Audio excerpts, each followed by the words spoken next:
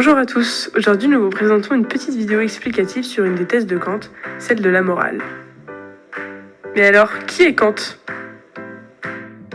Kant est un philosophe prussien né en 1724 et mort en 1804 qui a publié des thèses sur différents sujets tels que la connaissance, le temps ou encore la morale.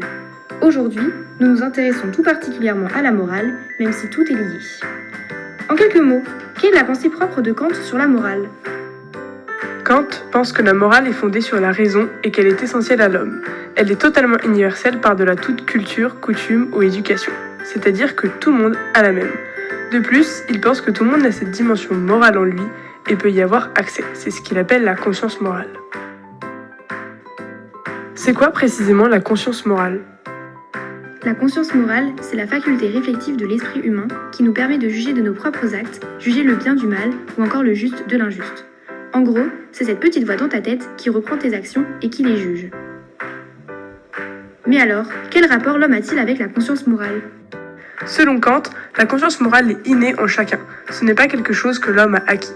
Mais alors vous me direz si elle est innée, universelle et qu'on y a tous accès, alors à quoi servirait l'éducation si on sait déjà ce qui est bien et mal par notre conscience morale ?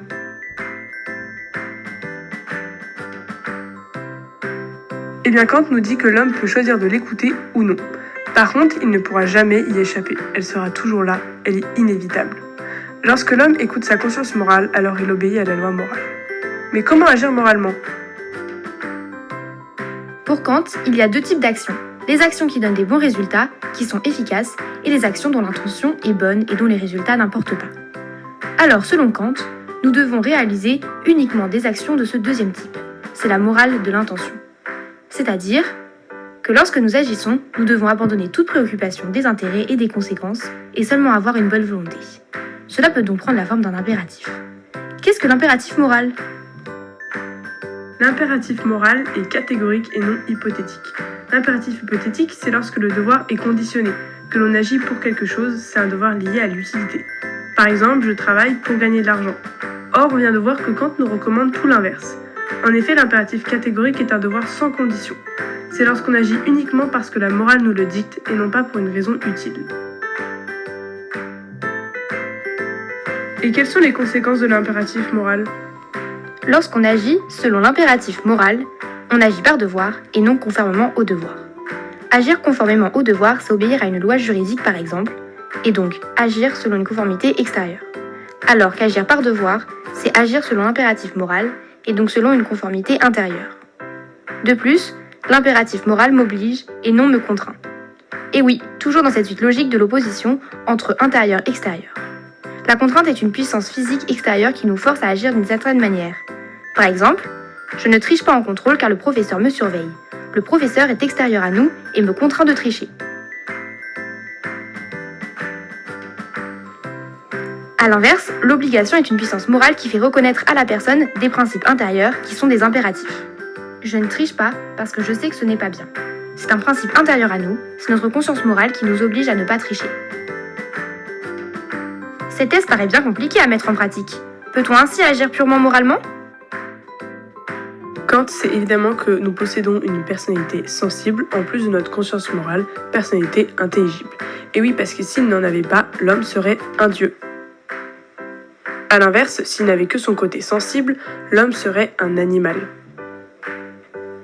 Et donc, agir par pur devoir moral, c'est bien un arrachement à soi, à sa nature sensible et intéressée qui demande un effort énorme. La morale est donc toujours le lieu du conflit entre nos intérêts particuliers et nos intentions pures. En ce sens, le devoir moral est un objectif humain, un idéal. Pourquoi postuler l'existence de Dieu ? S'il existe une loi universelle, essentielle, inévitable, innée en chaque homme, alors celle-ci ne peut être créée que par un Dieu. De plus, il faut bien supposer qu'il y a un Dieu qui exige de nous cette nécessité. L'existence d'un Dieu est pour Kant une conséquence de la loi morale. Maintenant, résumons cette thèse. La morale pour Kant se fonde sur la raison, est universelle, essentielle à tout le monde, et chacun a une conscience morale. Celle-ci est innée et intérieure à nous. Elle permet de juger nos propres actions, le bien du mal, selon une loi morale qui est inévitable. Pour agir moralement, il faut avoir de bonnes intentions, agir selon l'impératif moral qui est catégorique et non hypothétique, et ainsi agir par devoir plutôt que conformément au devoir. La conscience morale m'oblige et non me contraint.